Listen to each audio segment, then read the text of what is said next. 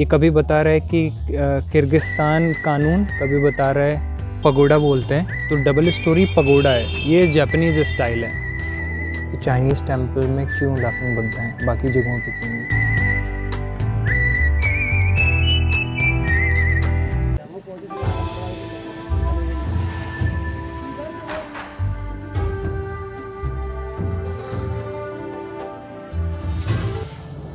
ये है गाइस इसका मेन एंट्रेंस, जो कि जापानीज़ स्टाइल में बना हुआ है। ये दो जो ऐसे हट जैसा बना हुआ है, इसको पगोडा बोलते हैं। तो डबल स्टोरी पगोडा है, ये जापानीज़ स्टाइल है। जब आप अंदर की तरफ आओगे तो आपके राइट साइड में एक बुद्ध की मूर्ति मिलेगी। ये राइट साइड में बुद्ध जी की मूर्ति, जो कि आई थिंक शायद ब्लैक स्टोन से है। इस स्टोन की एक ख़ास बात है, इस पर पानी या फिर ऑयल लगाओगे ना बिल्कुल ब्लैक हो जाता है। पानी तो सूख जाता है, अगर ऑयल लगा के रखो तो सारा जो नक्काशी ऐसे बनी हुई है ना, डिज़ाइनें बनी हुई हैं, तो बहुत क्लियरली विजिबल होती है। और ये है आपके लेफ़्ट साइड में, आई डोंट नो ये क्या है। गूगल लेंस से मैं इसको डिकोड करने की कोशिश कर रहा था बट हो नहीं पा रहा था। नीचे जो आपको ये वाला जो पार्ट दिख रहा है, ये कभी बता रहा है कि किर्गिस्तान कानून, कभी बता रहा है करुण विधि। तो आई डोंट नो ये क्या लिखा हुआ है।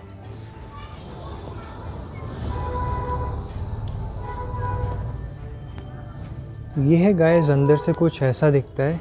बहुत ब्यूटीफुल है यार, मतलब आप देख सकते हो कितना ब्यूटीफुल लग रहा है। ऊपर पूरा वुडन वर्क हुआ है, सैंडलवुड है, चंदन की लकड़ियों से बना हुआ है। और ये बुद्ध जी लेटे हुए हैं। आई थिंक ये अंतिम स्थिति थी शायद, उस टाइम का शो कर रहा है। और एक मंत्र यहाँ पे लिखा है, ना मुँह म्यों हो रिंगे क्यों। इसका मतलब बताना गाइस, जो भी जानता है इसका मतलब बताना कमेंट सेक्शन में। टेंपल से आने के बाद आपके लेफ़्ट साइड में एक छोटा सा गेट मिलेगा। उस गेट से आप एंट्री लेना और फिर आप कुछ यहाँ पहुँचेंगे। मुझे पता था, इसी वजह से मैंने शूज़ जो है अपना बांधा नहीं था। ये रहा कुछ पीछे का नज़ारा। अशोक स्तंभ बना हुआ है और वो चक्र बने हुए हैं। गाइस ये जो चक्र बना हुआ है ना, ये जो चक्र बने हुए हैं, इस चक्र की कुछ मीनिंग है।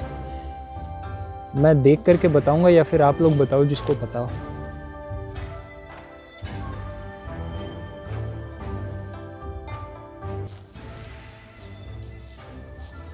विश्व शांति स्तूपा।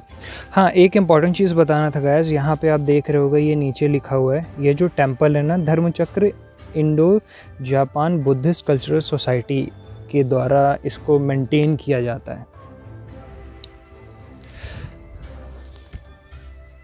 पूरा वाइट मार्बल से बना हुआ है, काफ़ी अच्छा लग रहा है। ये है हमारे बुद्ध।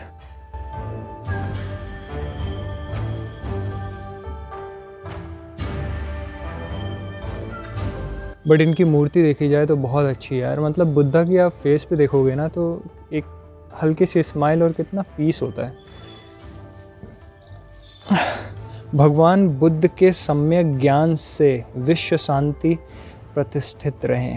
गाइस एक इम्पॉर्टेंट चीज़ है, आप यहाँ पे एक्सपीरियंस करोगे जो मैंने देखा हुआ है। जैसे आप किसी हिस्टोरिकल प्लेस पे जाओ ना, तो आपको काफ़ी सारी चीज़ें बेचने के लिए आपको खींचातानी करेंगे या फिर लाइक बहुत चीखना चिल्लाना कि आ जाओ ये लो ये लो ये लो, इस टाइप की चीज़ें करते हैं।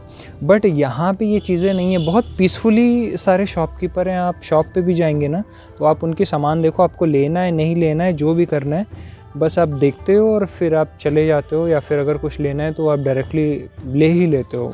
लाइक शॉपकीपर की तरफ से कुछ आपके साथ खींचातानी या उस टाइप की चीज़ें नहीं होती है कि सर हमारे यहाँ से ले लो, या फिर कोई चीज़ आपको बेचने की कोशिश करते हैं।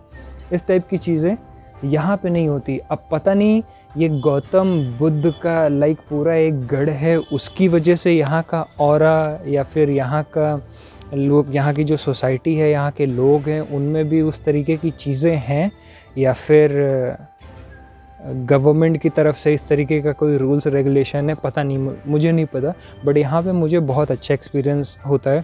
और व्लॉगिंग करने में भी थोड़ा सा टफ़ होता है क्योंकि यहाँ पे बहुत ज़्यादा पीसफुल है, तो कुछ जब बोलो ना तो आस पड़ोस के लोग देखने लगते हैं कि कौन क्या बोल रहा है, क्योंकि मैं जो भी चीज़ें बोलूँ वो सारी चीज़ें बहुत ही क्लियरली कोई भी सुन सकता है।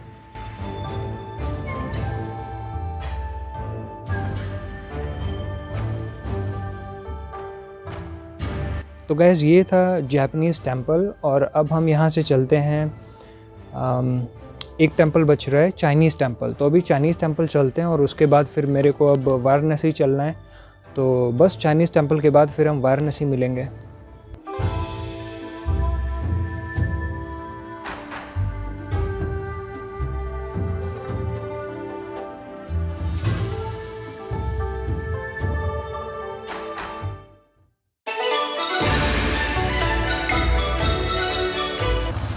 तो गाइस जापानीज़ टेंपल में मॉर्निंग में 5 से 6 और इवनिंग में 5 से 6 आरती होती है, तो अगर आपको उसका भी एक्सपीरियंस लेना है तो आप वहाँ पे विज़िट कर सकते हैं।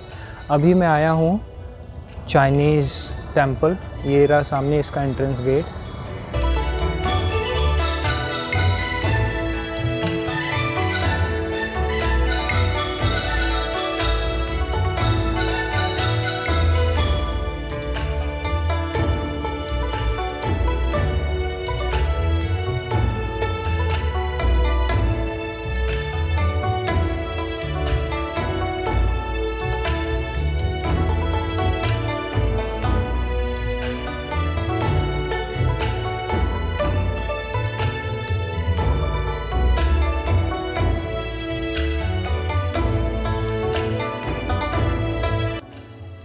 और वो हैं जिन्होंने इस मोनेस्ट्री को बनाया है या इस टेंपल को बनाया है।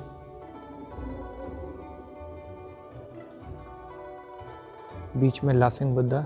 गाइस लाफिंग बुद्धा के बारे में मैं अभी बताऊंगा आपको, इसकी हिस्ट्री बताऊंगा कि चाइनीज़ टेंपल में क्यों लाफिंग बुद्धा है, बाकी जगहों पे क्यों नहीं। ये कुछ ऐसा व्यू।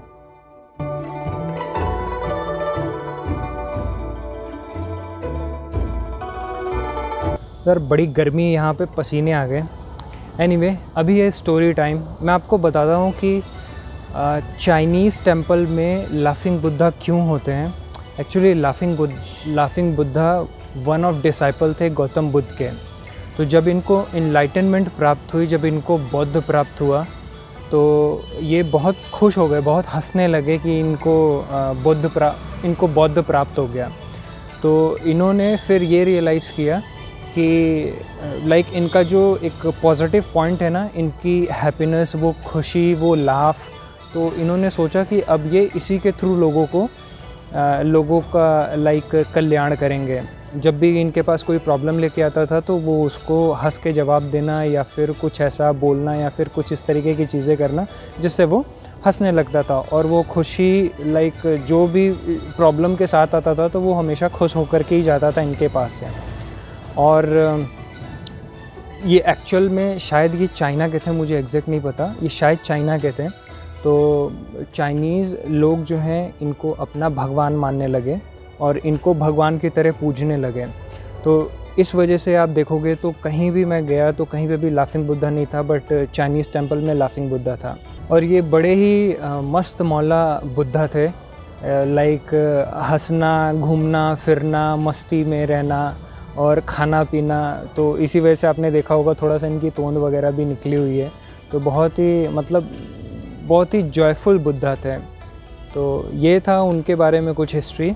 आई होप कि आपको ये सारनाथ की सीरीज़ अच्छी लग रही होगी। सीरीज़ अच्छी लग रही है तो लाइक शेयर सब्सक्राइब करते जाइए और इंस्टाग्राम पे आ जाइए, क्योंकि वहाँ पे सारी अपडेट मैं देता रहता हूँ कि अभी मैं कहाँ जा रहा हूँ, या फिर लाइक जो भी रीसेंट अपडेट होती है वो सारी अपडेट मैं इंस्टा पे देता रहता हूँ।